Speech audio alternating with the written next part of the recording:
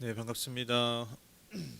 오늘도 수요 성경 강에 오신 우리 성도님들 또 각자의 자리에서 함께 예배하시는 모든 분들 환영하고 축복합니다. 제가 요즘 그런 생각을 좀 해요.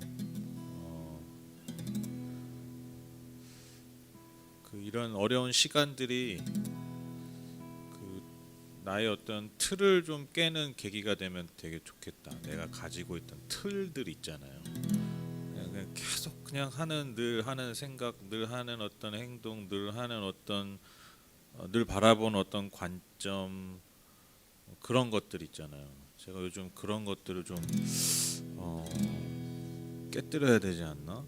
그렇게 조금씩 깨려고 많이 이제 노력하고 있는데, 그냥 그때그때 반응하고 막 이런 거 말고 좀 전체적으로 좀 내 삶을 좀 이렇게 틀을 좀 이렇게 깨는 그런 계기로 삼으면 참 좋겠다, 그런 생각을 많이 하는데, 제가 오늘 이렇게 딱 좀 드는 생각은, 저는 이제 뭐 예를 들면 옛날에 우리 긍정의 힘이니 뭐 이렇게 뭐 할 수 있다 하면 된다 해보자, 저는 이제 뭐 그런 걸 이렇게 썩 좋아하지 않았는데, 왜냐면 그게 마치 우리가 어떤 욕망의 전차를 막 탈 때 그 욕망의 전차 있잖아요. 욕망의 전차, 그걸 다 같이 탔는데 그 욕망의 전차가 달리는 어떤 연료 같았거든요. 그런 말들이, 제 말이 되시죠? 막 칙칙폭폭 칙칙폭폭 이 소리처럼 그 욕망의 전차에 나는 소리가 할 수 있다 하면 된다 해보자, 할 수 있다 하면 된다 해보자, 이게 칙칙폭폭 칙칙폭폭 막 그 연료처럼 이렇게 써여지는 소리처럼 그렇게 구호처럼 들렸는데, 저는 요즘 그 말이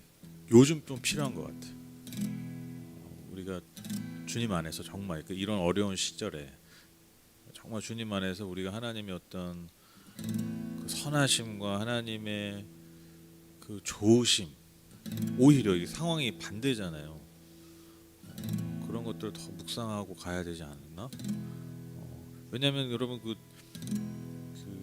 예언서도 보면요, 심판받기 전에는 잘해라 잘해라 막 혼내는 말씀 많이 하시는데, 딱 심판 받으면요 오히려 계속 소망의 말씀을 주시고 예언자들을 통해서 격려의 말씀 주시고 하나님의 선하심을 바라보게 하는 말씀들이 계속 선포되거든요. 이사야 40장부터가 딱 그 내용 아닙니까? 에스겔에서도 장차 우리가 소망을 바라보게 하고요. 그래서 저는 우리가 이 시절에 우리 어떤 틀을 깨면서 했던 생각들, 관념들 이렇게 좀 깨면서, 특별히 우리를 향하신 하나님의 어떤 선하심과 하나님의 좋으심, 그것들을 묵상하면서 그것들 우리가 붙들면서 그렇게 하루하루 함께 나아갔으면 좋겠습니다. 우리 같이 이 찬양 함께 하시면서 예배하도록 하겠습니다.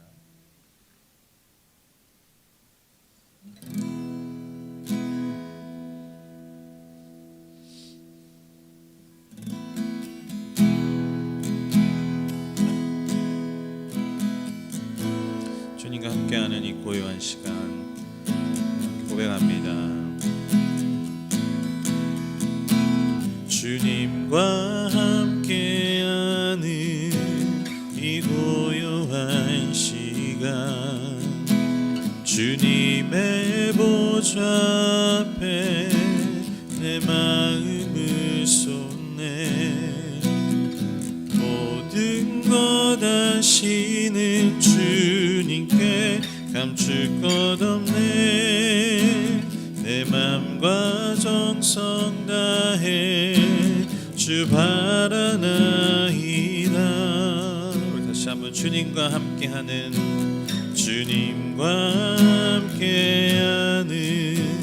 이 고요한 시간, 주님의 보좌 앞에 내 마음을 쏟네. 모든 것 아시는 주님께 감출 것 없네. 내 맘과 정성 다해 주 바라나이다. 온 맘 다해 사랑합니다. 온 맘 다해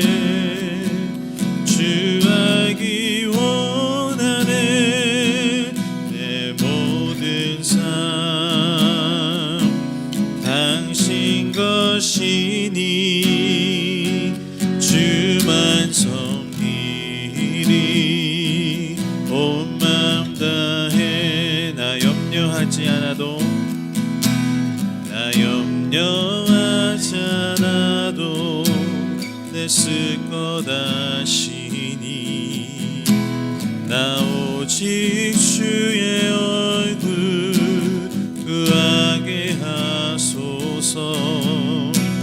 다 이해할 수 없을 때라도 감사하며 날마다 순종하며 주 따르오리다.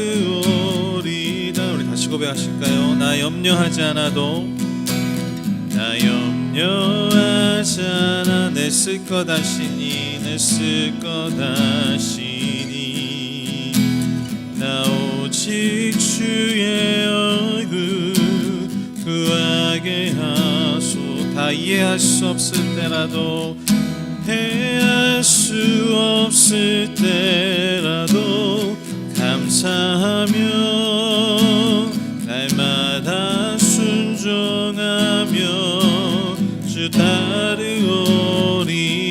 매 온 맘 다해 온 맘 다해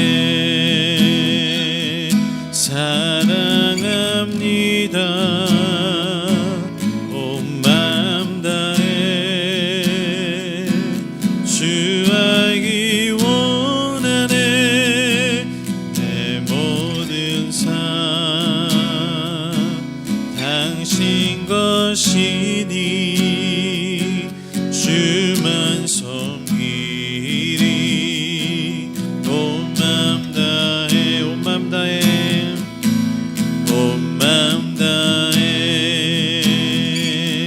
사랑합니다. 온 맘 다해 주 알기 원하네. 내 모든 삶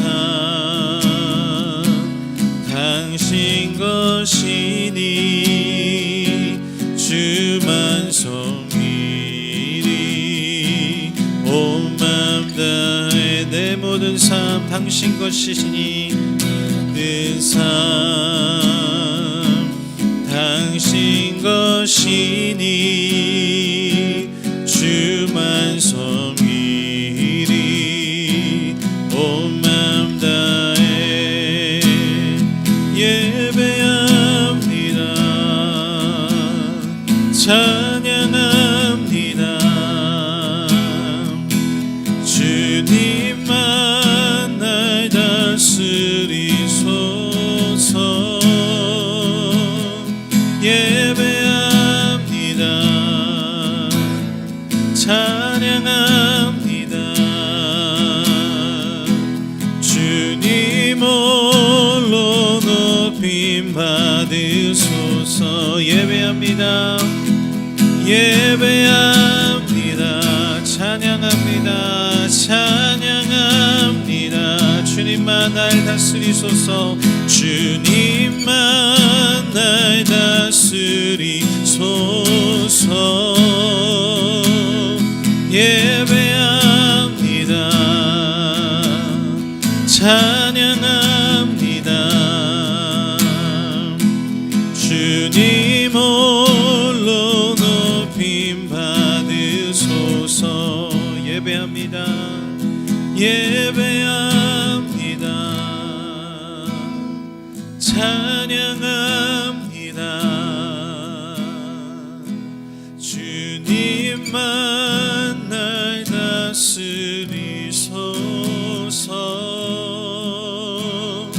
예배합니다. 찬양합니다. 주님 홀로 높임 받으소서.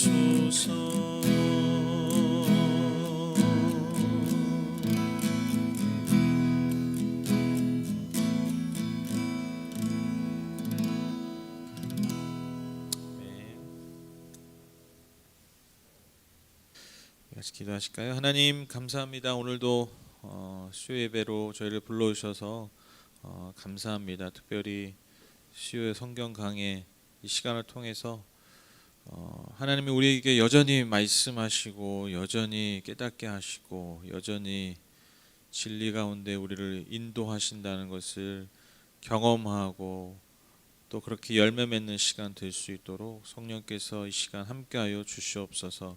오늘도 각자의 자리에서 각 처소에서 하나님 앞에 예배하고 주의 음성 듣기를 소원하는 마음을 가진 영혼들이 있사오니 주께서 그 마음을 기쁘게 받아주셔서 오늘도 그 영혼 가운데 친밀하게 세심하게 말씀하여 주시고 인도하여 주시옵소서. 예수님의 이름으로 기도드렸습니다. 아멘. 오늘 말씀 열왕기상 8장 1절에서 21절 말씀 제가 읽을 테니까요. 여러분 눈으로 따라서 읽어주십시오. 솔로몬은 주님의 언약궤를 시온 곳 다윗성에서 성전으로 옮기려고 이스라엘 장로들과 이스라엘 자손의 각 가문의 대표인 온 지파의 지도자들을 예루살렘에 있는 자기 앞으로 불러 모았다. 이스라엘의 모든 남자는 일곱째 달 곧 에다님 월의 절기에 솔로몬 왕 앞으로 모였다. 이스라엘의 모든 장로가 모이니 제사장들이 궤를 메어 옮겼다. 주님의 궤와 회막과 장막 안에 있는 거룩한 기구를 모두 옮겨왔는데 제사장들과 레위 사람들이 그것을 날랐다. 솔로몬 왕과 왕 앞에 모인 온 이스라엘 회중이 왕과 함께 궤 앞에서 양과 소를 셀 수도 없고 기록할 수도 없을 만큼 많이 잡아서 제물로 바쳤다.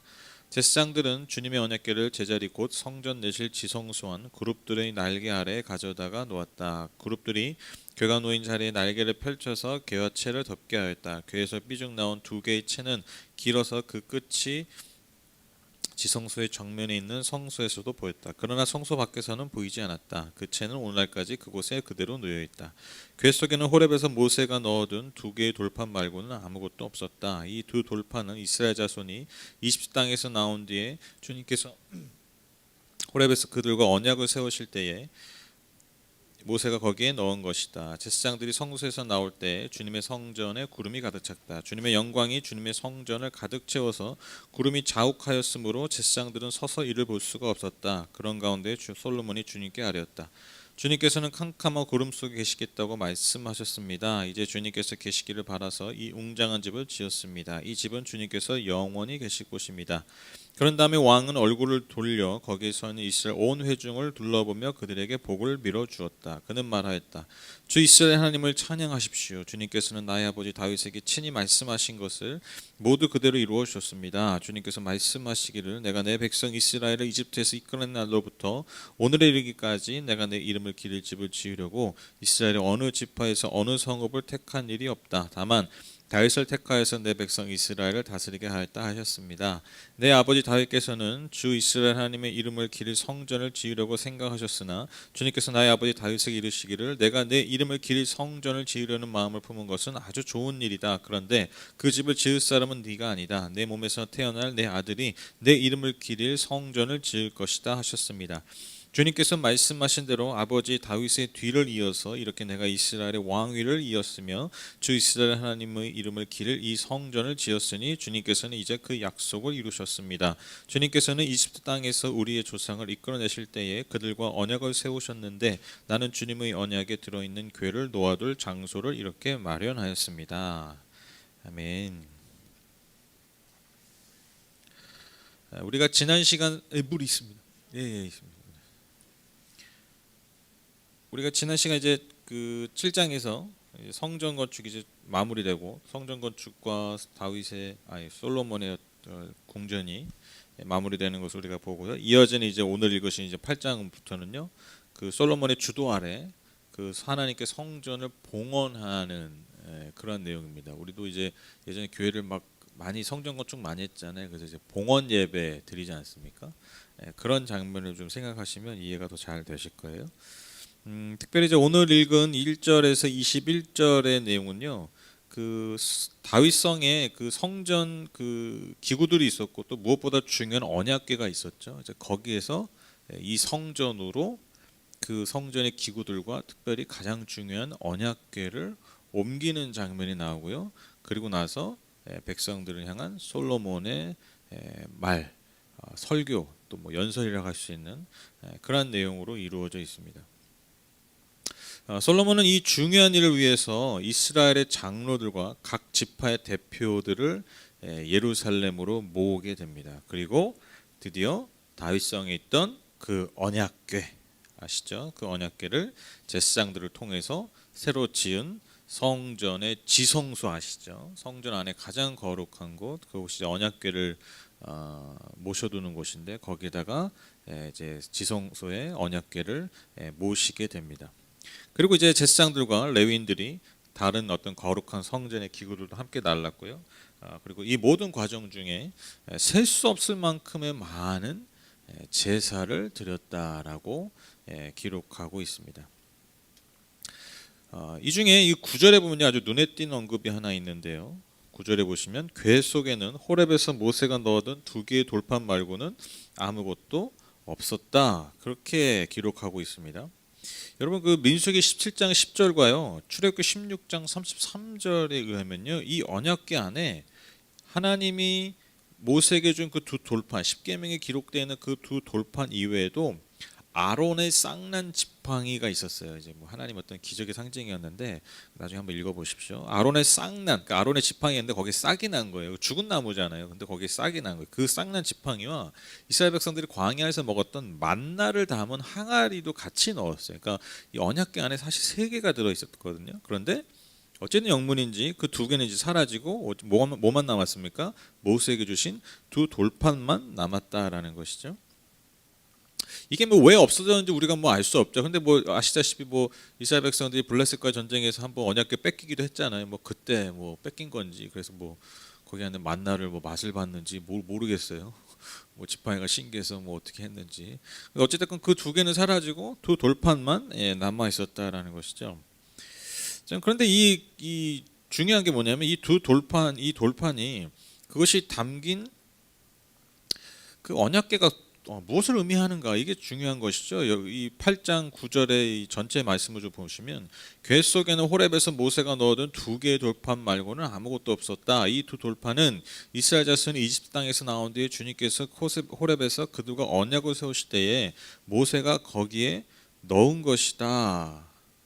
여러분 그 2 돌판은요 하나님이 출애굽기 기록에 의하면 손수 쓰셨다고 기록하고 있어요. 손수 쓰셨다. 그러니까 하나님이 직접적으로 쓰셨다. 인간이 뭐 그렇게 새긴 게 아니라는 거예요.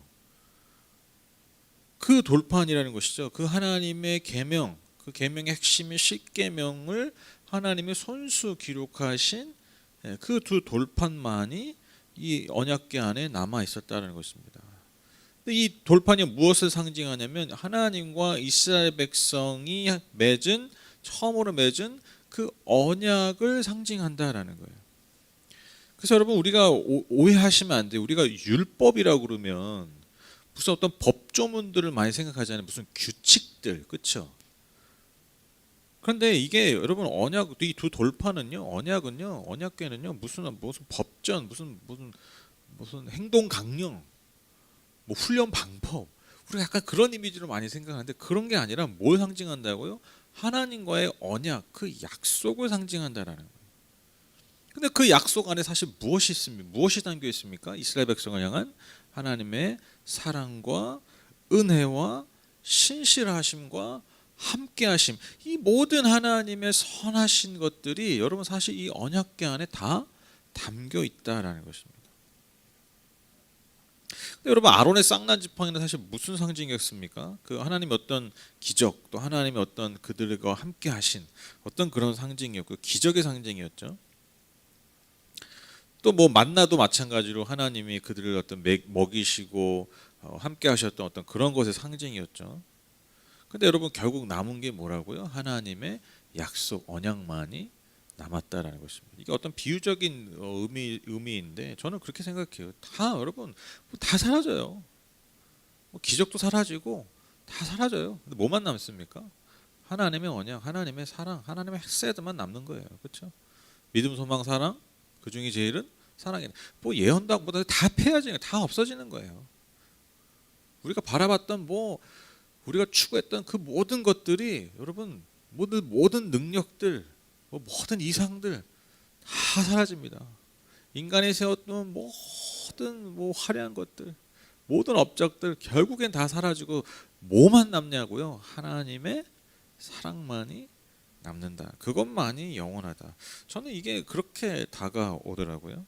그래서 여러분 우리의 삶 가운데 무엇을 중심에 둬야 됩니까? 우리의 삶에 하나님의 사랑이에요. 하나님의 사랑, 하나님의 약속. 그 약속 안에, 그 말씀 안에 사는 것. 그 약속과 말씀이 뭐냐고요? 하나님의 했어야 돼. 나를 향한 하나님의 했어야. 거기에 우리의 삶의 중심이 있어야 됩니다. 저는 개인적으로 뭐 그렇게 나쁘다고 생각하지 않은데, 뭐 이단이다 절대 그렇게 생각하는데, 뭐 예를 들면 막 은사를 막 강조하고, 뭐 어떤 그런 데 있잖아요. 능력 필요해요. 그런데 참 안타까운 게 뭐냐면, 무슨 예배가 뭐 이렇게 경험하려고 하는 예배 같아 다. 그렇죠? 예언을 경험해야 되고, 치유를 경험해야 되고, 은사를 경험해야 되고, 뭐 막 으쌰으쌰해요. 막 으쌰으쌰하고, 계시를 경험해야 되고. 근데 그거 진짜 다 경험하면 죽는다니까요. 금방 돌아가셔요. 그거 다 100% 진짜로 계속 그렇게 막 하나님 만나면 죽어. 왜 자꾸 하나님 만나려고 하는데 대책도 없으면서 사실 하나님 만나면 뭐 할 거예요 진짜. 대책이 없어. 그냥 뭐 좀 느껴지면 하나님 만났다 그러는데, 옷깃만 스쳐도 우리 죽어요 진짜로 만나면. 근데 뭐 자꾸 만나려고 그래요. 제가 늘 말씀드리지 않습니까? 여러분, 하나님은요 경험의 대상이 아니에요. 경배의 대상입니다. 내가 경배할 때 하나님이 어느 순간 만나 주시는 거죠. 그렇죠? 아브라함이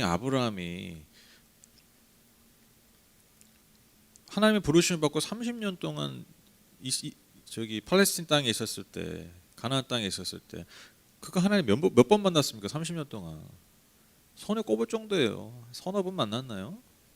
그것도 하나님 그 인간으로 변한, 성육신하신 어떤 그런, 또 어떤 천사를 통해서 그렇게 만난 거지. 그가 하나님 뭐 맨날 만난 게 아니에요. 근데 그가 왜 하나님을 그렇게 그럼에도 만날 수 있었습니까? 그가 하나님을 경외하는 삶을 살았잖아요. 그러니까 여러분, 하나님은요 잊지 마셔야 돼요. 경험의 대상이 아니, 자꾸 우리가 경험의 대상으로 축소시켜 버려요 하나님을. 하나님은 경험의 대상이 아니라 경배와 경외의 대상이라는 것이죠. 그러니까 이게 저는 자꾸 이 어떤 아까 말씀드린 예를 들면 비유로 얘기하자면, 아론의 쌍난 지팡이만 보는 거예요. 만나만 보는 거예요. 또 성전 가면 언약궤 안에 있는 뭐만 보이는 거예요. 언약궤는 법 돌파는 부담스러워. 뭐만 보이는 거예요. 쌍난 지팡이와 만나만 자꾸. 우리의 신앙이 그럴 수 있다라는 것이죠. 결국 남는 게 뭐라고요? 뭐 능력 이런 거 아닙니다. 만나 이런 거 아니에요. 매일의 기적 뭐 이런 거 아니에요. 하나님의 사랑, 그 언약만이 영원히 남습니다. 그러니까 우리가 영원한 걸 붙들어야죠. 영원한 걸 사라지는, 금방 사라지고 없어지고 붙들지 말고. 저는 이게 하나의 또 아주 중요한 상징이 아닐까, 그런 생각을 해봅니다. 이제 그렇게 언약궤가 이제 지성소에 들어오고요. 이제 제사장들이 이제 성소에서 나오니까요, 아주 유명한 어떤 장면이 펼쳐지죠. 성전에 구름이 가득 찼다라고 10절에 기록하고 있습니다. 그래서 제사장들이 감히 서서 그 영광에 눌리는 거죠. 그래서 감히 서서 이를 볼 수 없었다. 그렇게 이야기합니다. 그 성경 여러분, 구약에서 구름은 항상 하나님의 영광과 임재를 상징하지 않습니까? 그리고 나아가서 그럼 임재하셔서 뭐 하시는 거예요? 하나님 영광을 보여주고 뭐 임재해서 뭐 하시는 거예요? 나 왔다 이러는 거 아니잖아요.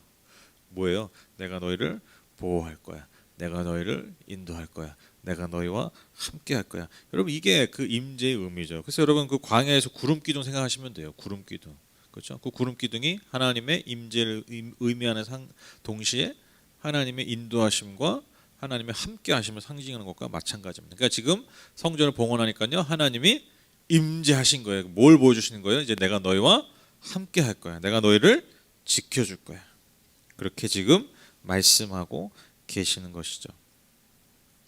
이제 본격적으로 이제 솔로몬의 시간입니다. 솔로몬이 이제 연설도 하고요. 이제 다음 주에 살펴볼 텐데 이제 기도도 합니다. 먼저 이제 그가 무엇을 설명하냐면 이 성전을 건축하게 된 배경을 처음에 이제 설명하게 돼요. 우리도 성전 봉헌할 때 이게 뭐 왜 성전을 지으려고 했고 이것이 어떤 과정을 거쳐서 뭐 이런 얘기 하잖아요. 지금 솔로몬도 그러는 거예요. 근데 이제 핵심 내용이 뭐냐면 하나님이 출애굽 이후에 어느 지파에게도 내 이름, 하나님의 이름을 기릴 집, 그 성전을 지으라 하신 적이 없어요. 그런데 다윗을 하나님이 기쁘게 여기셔서 그가 이스라엘을 다스리게 하셨다. 그러니까 다윗을 택하셨다라는 게 다윗을 택하셨다. 그래서 하나님의 집을 짓게 하시는데 그런데 하나님은요 다윗에게 자신의 집 하나님의 집 즉 성전을 지으라고 하신 적이 없어요. 그렇죠? 기억나시죠? 우리 계속 쭉 살펴봤잖아요. 하나님이 야 이제 좀 안정됐으니까 야 성전 좀 지어라. 나 좀 이제 거할 집 좀 지어라. 의리의리하게 지어라. 한 번도 그런 얘기 하신 적이 없어요. 다 누구로부터 나오는 이 아이디어입니까? 인간으로부터 온 거예요. 다윗으로부터 온 거고 그다음에 나중에 이제 솔로몬이 그것을 이어서 받은 것이죠. 다윗이 이제 성전을 하나님의 집을 지으려는 마음을 품었지만 하나님은 그 마음만 받으셨죠. 그래서 다윗이 그것을 짓기를 허락하지 않으시고 그 성전을 그의 아들이 짓게 하실 것이다. 그렇게 말씀하셨습니다. 그래서 다윗의 뒤를 이어서 왕이 된 그 아들 솔로몬이 하나님을 기릴 그 성전을 지었다라고 설명하고 있습니다. 그리고 결론적으로 이 모든 것이 결국 하나님의 약속의 성취라는 거예요. 어떤 인간의 결정과 그 결정을 통한 완결 이게 아니라 그 모든 과정이 하나님의 약속의 성취였다라는 것이죠. 20절과 21절 보시면 주님께서 말씀하신 대로 아버지 다윗의 뒤를 이어서 이렇게 내가 이스라엘의 왕위를 이었으며 주 이스라엘의 하나님의 이름을 기를 이 성전을 지었으니 주님께서는 이제 그 약속을 이루셨습니다. 주님께서는 이집트 땅에서 우리의 조상을 이끌어내실 때에 그들과 언약을 세우셨는데 나는 주님의 언약이 들어있는 궤를 놓아둘 장소를 이렇게 마련하였습니다. 여러분 다시 한번 지금 성전 건축은 뭘 연결하고 있어요? 21절에 보시면 출애굽 이집트 땅에서 이끌어내실 때 그렇죠? 출애굽과 연결하고 있죠. 우리가 기억나시나요? 6장 1절에 보면 성전 건축이 시작할 때 이 성전 건축이 언제 시작됐냐 그렇게 얘기할 때 출애굽 이후에 시작됐다. 출애굽 이후에 48년 지나서 했다. 그렇게 기록하고 있어요. 그렇죠? 그러니까 지금 성전 건축의 시작과 성전 건축의 마무리를 어떤 사건과 연결하고 있습니까? 출애굽 사건과 연결하고 있어요. 굉장히 중요한 의미죠. 그러니까 즉 하나님의 구속사 이 출애굽이 하나님의 구원이잖아요. 그러니까 이 구속의 역사, 구속사의 정점, 그 정점에 뭐가 있는 거예요? 하나님의 성전이 있는 거예요. 그래서 여러분 하나님과의 관계, 이 언약 관계의 출발은요, 결국 무엇으로부터 시작됩니까? 하나님의 구원으로부터 시작된다. 그러니까 여러분 저와 여러분의 삶은요 항상 어디서 시작되는 거예요?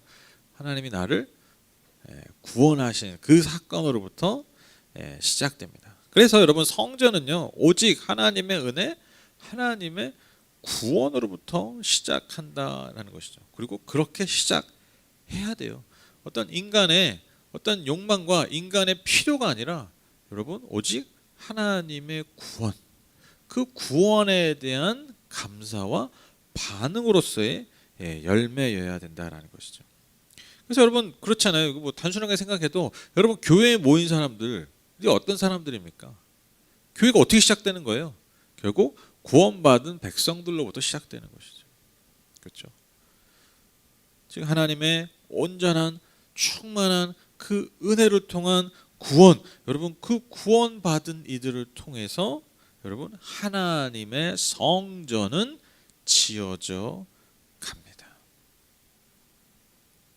그래서 여러분 첫 번째로 그래서 성전에서 드려지는 예배는요, 이 성전 안에서 드려지는 예배는 그래서 언제나 우리를 향하신 우리에게 베풀어 주신 그 구원에 대한 감사와 찬양으로 채워져야 돼요. 이게 핵심이죠, 그렇죠? 예배 너무 당연하죠, 그렇죠? 근데 이제 제가 아까 뭐 찬양하기 전에도 얘기했지만 이 예배당에 딱 오는 게 뭐예요? 너무 좀 적나라하고 좀 너무 부정적인 표현일 수도 있는데 예배당에 다 막 모여서 뭐 하는 거예요? 욕망의 전차에 탑승하는 거예요. 그렇죠? 자 출발합니다. 빨리빨리 타세요. 이거 타야 저기 푸른 초장과 실만한 물가로 갑니다.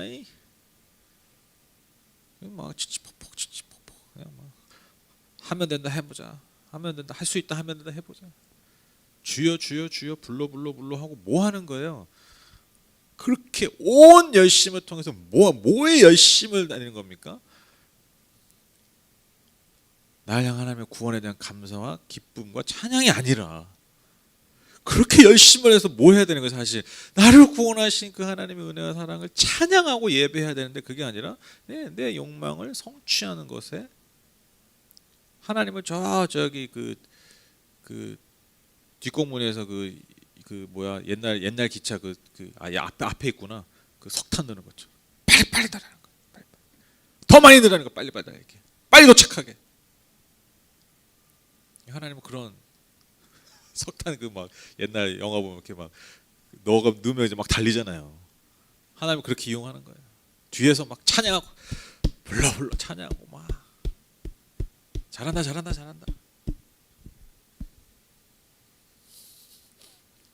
너무 적나라한 비유인가? 근데 우리 안에 다 있죠. 다 그런 욕망이 있죠. 뭐 옛날에 누구가 아니라 우리 안에 지금도 다 있죠. 네. 여러분 이 성전이 왜 아름답습니까? 성전이 왜 아름다워요? 왜 성전 하나님 받으시겠어요? 그 구원이에요, 구원. 하나님 베푸신 그 구원에 대한 기쁨과 감사, 그 은혜에 대한 감격과 그 감격에 따르는 찬양, 그것이 가득 찰 때 여러분 성전이 진짜 성전 될 수 있고요. 그 나머지 것들은요, 그러니까 그게 다 그냥 옵션이에요. 그냥 열매예요, 열매. 그냥 결과물이에요, 결과물. 그럴 때 하나님의 때를 따라 보고, 그게 하나님 약속하셨잖아요. 지금 다 약속하셨잖아요. 야, 성전 지었어, 오케이. 그런데 중요한 건 뭐냐면 네가 나와 늘 동행하는 거야. 내 말을 잘 듣고 따라오는 거야. 그럼 내가 복 줄게 알아서. 하나님이 끊임없이 그렇게 약속하시잖아요. 여러분 에덴 동산에서부터 그러셨잖아요. 에덴 동산에서부터. 야, 나 다 줄게. 나와 같이 잘 있자. 나와 그냥 같이 잘 동행하면서 살자. 그럼 내가 때를 따라 다 너가 필요한 열매들, 과실들 다 줄게. 뭐 구할 필요도 없어. 뭘 구해?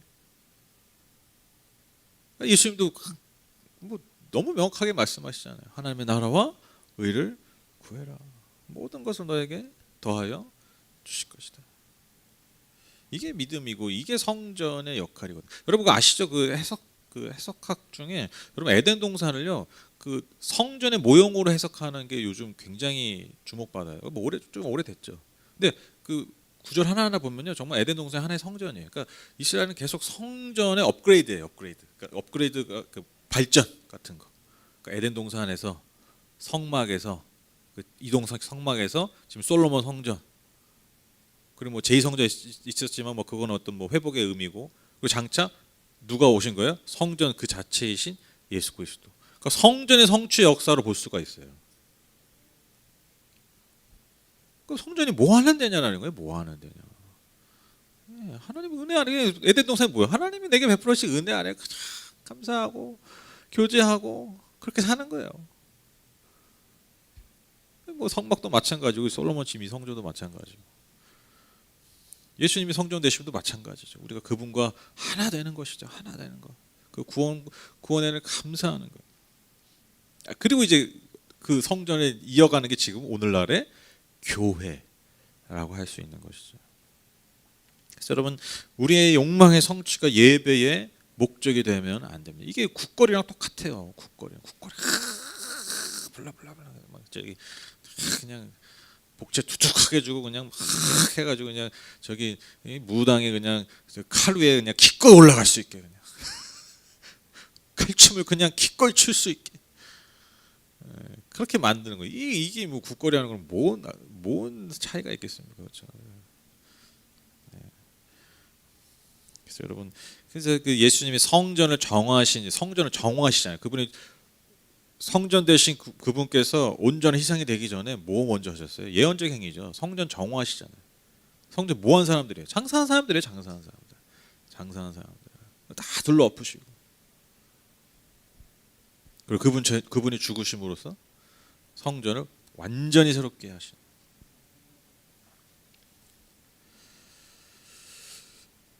두 번째로 여러분 우리가 중요하게 봐야 되는 게 뭐냐면 여러분 성전은요 하나님이 지으신다라는 거예요. 하나님이 지으신다. 이 말이 뭐 뭐 당연한 말이고 되게 상투적인 말인데 이게 굉장히 중요한 말입니다. 여러분 제가 주목한 본문이요. 오늘 특별히 본문에서 어떤 말씀이냐면 16절 말씀인데 내가 내 백성 이스라엘을 이집트에서 이끌어낸 날로부터 오늘에 이르기까지 내가 내 이름을 기릴 집을 지으려고 이스라엘의 어느 지파에서 어느 성읍을 택한 일이 없다. 다만 다윗을 택하여서 내 백성 이스라엘을 다스리게 하였다 하셨습니다.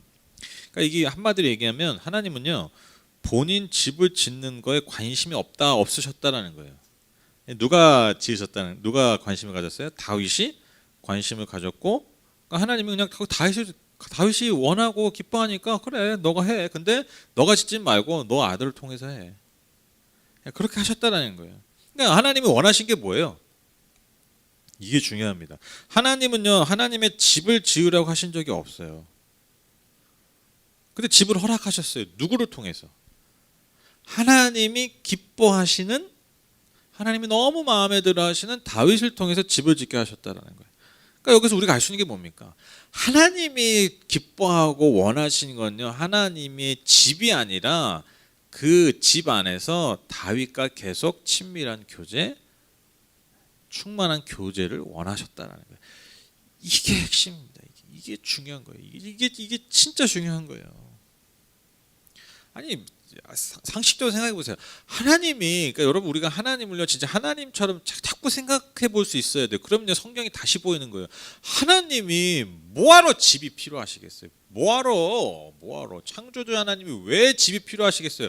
우리가 착각하면 안 돼요. 우리가 하나님의 성전을 뭐 아름답고 휘황찬란하고 뭐 기깔나게 지은다고 해서 여러분 하나님이 그것 때문에 기뻐하시겠습니까?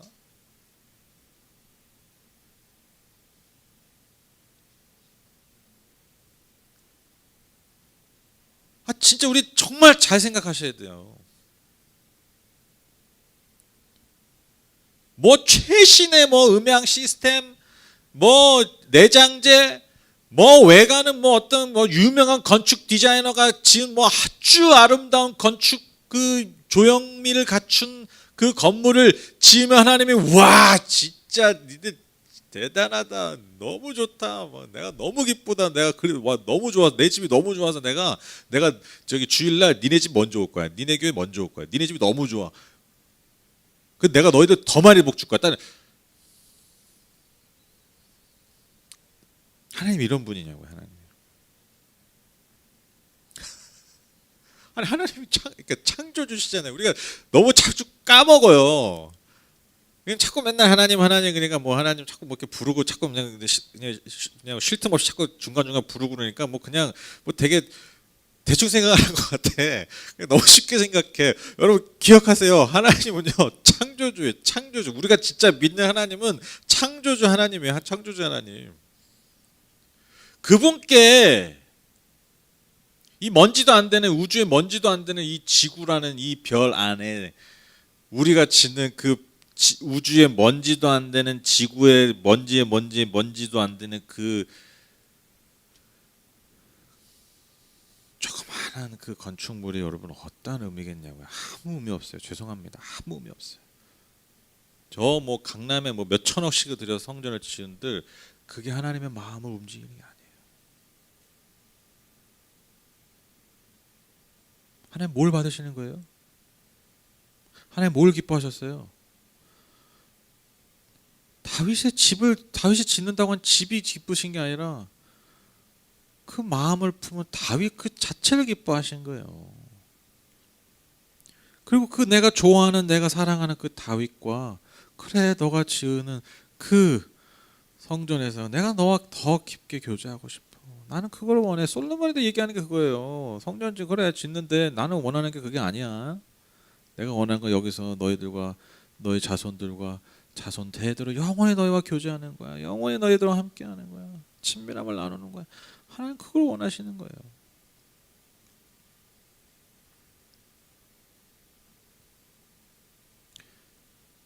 그 여러분 그 젊은 부모들이 그 울컥하는 그 때가 있는데 언제냐면요. 그 아이를 좀 어느 정도 키워서 유치원을 보내잖아요. 5살쯤에 이제 유치원을 딱 보내잖아요. 어린이집 미리 보내. 근데 이제 처음으로 예를 들면 어버이날 이럴 때 그 뭐야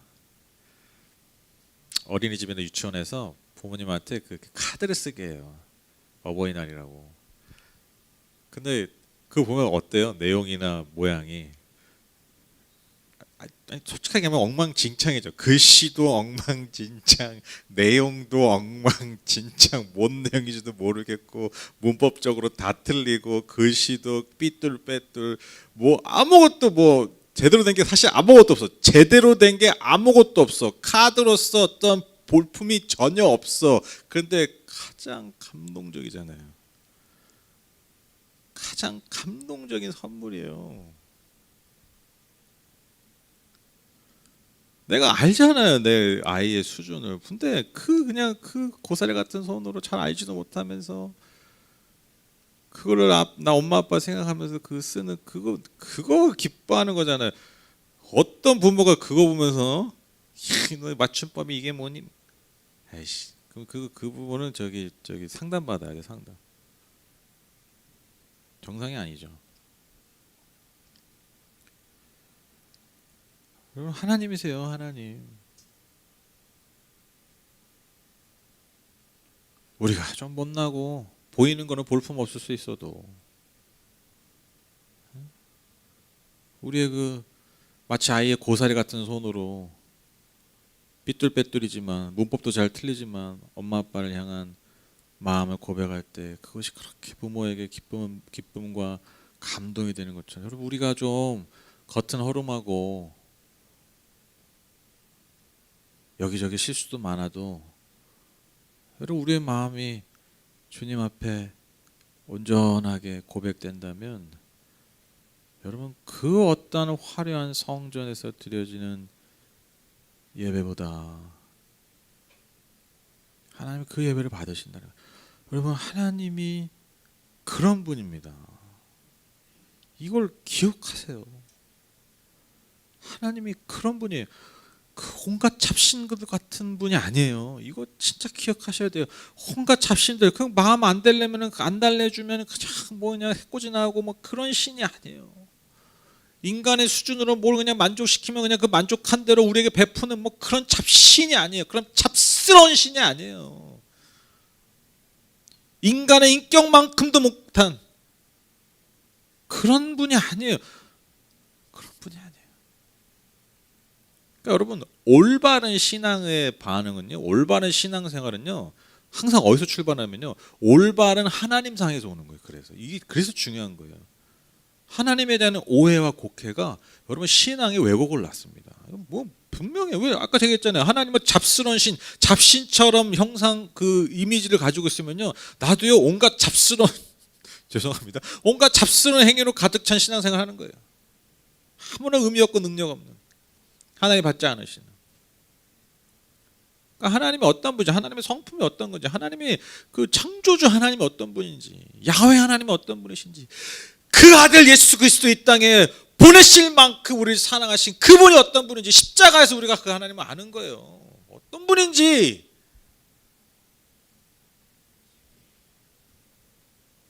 그게 여러분 우리의 신앙생활을 새롭게 합니다. 그게 진짜 하나님 받으시는 예배예요. 그래서 오늘 설교 제목, 하나님은 집에 관심이 없으세요. 이게 집이 뭡니까? 뭘 상징하겠어요? 인간이 쌓는 그 모든 화려한 것들, 인간이 원하는 그 모든 것들, 뭐 그게 집합제라고 보시면 돼요. 하나님 거기에 관심 있는 게 아니에요. 하나님. 모든 그런 또 종교 행위, 여러분 이게 집이에요, 집. 인간이 지으려는 집, 하나님께 지어드리려고 하는 집.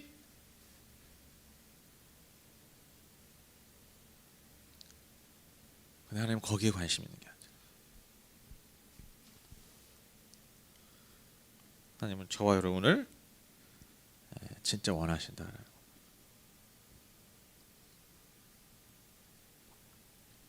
그래서 저와 여러분과 함께 그렇게 진짜 아름다운 성전, 진짜 멋있는 성전을 오늘날도 앞으로도 짓기를 원하시는 분이십니다. 결론을 맺겠습니다. 여러분 결국 성전은요, 하나님이 허락하시고 하나님이 지어 가십니다. 소망하기는, 간절히 소망하기는 우리 하늘법교회가 그렇게 하나님이 지어 가시는 성전 되기를 간절히 소망합니다. 하나님이 기뻐 받으시는 성전이 되기를 소망합니다.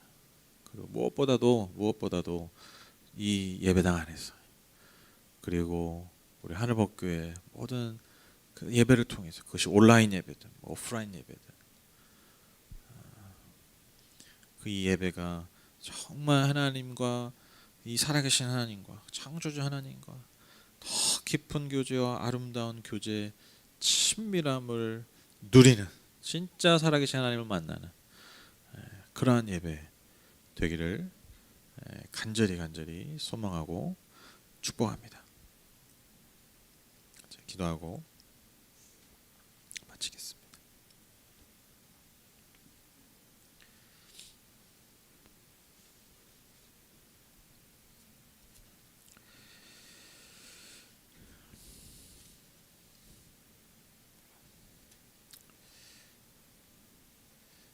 하나님, 우리가 정말 말씀을 통해서 정말 알기 원하는 것은 하나님이 진짜 어떠한 분이신가, 하나님이 어떠한 분이신가 우리가 정말 알기 원합니다. 말씀을 안다는 것이 무슨 성경의 지식을, 내용을 아는 것, 물론 그것도 필요하지만 그 내용을 알고 지식을 쌓는 수준이 아니라 정말 우리가 말씀 한 구절 한 구절을 통해서, 특별히 이 수요 성경 강의를 통해서 우리가 정말 알고 깨닫기 원하는 것은 하나님이 어떠한 분이신가, 하나님이 진짜 어떠한 분인가, 머리로 아는 것이 아니라 내 영혼이 온전히, 내 전 인격이 온전히 깨닫는 그런 은혜를 주여 베풀어 주시옵소서. 그래서 너무너무 좋으신 하나님, 너무너무 위대하시고 아름다우시고 인간의 말로는 어떻게 형용할 수 없는 그 하나님의 그 멋있는 그 하나님, 지금도 표현할 수 없는, 표현하기 어려운 그 하나님을 우리가 정말 알기 원합니다. 더 알기 원합니다. 내 영혼이 더 그 하나님을 알기 원합니다. 그래서 우리의 신앙이, 우리의 삶이 그 지식을 통해서, 그 진짜 알을 통해서 놀랍도록 변화되고 성장하고 성숙해질 수 있도록 주여 역사하여 주시옵소서. 하나님, 정말 우리가 하나님 기뻐하시는 성전 되기 원합니다. 진짜 성전 되기 원합니다. 겉에 치장하는 것에 주목하고 그런 눈에 보이는 것, 어떤 종교적 행위, 그런 것에 우리가 마음을 쏟는 것이 아니라 정말 그 하나님, 당신께만, 주님께만 우리의 마음을 온전히 드릴 수 있는 순전한 신앙인들, 하나님의 자녀들, 백성들이 다 될 수 있도록 축복하여 주시옵소서. 그래서 정말 하나님의 백성이 성전된 한 성도 한 성도의 삶을 하나님이 얼마나 기뻐 받으시고 얼마나 축복하시는지 우리가 그 증인들이 다 될 수 있도록 주여 역사하여 주시옵소서. 하나님, 오늘도 주님 앞에 예물을 드린 손길이 있습니다. 또 각자의 자리에서 주님 앞에 예물을 드리는 한 분 한 분 계십니다. 주께서 그 모든 예물, 그 예물에 담긴 그 삶을, 고백을 기쁘게 흠양해 주시고 때를 따라 오직 주님만이 주실 수 있는 은혜와 복으로 넘치도록 채워 주시옵소서. 예수님의 이름으로 기도드렸습니다. 아멘. 우리 주기도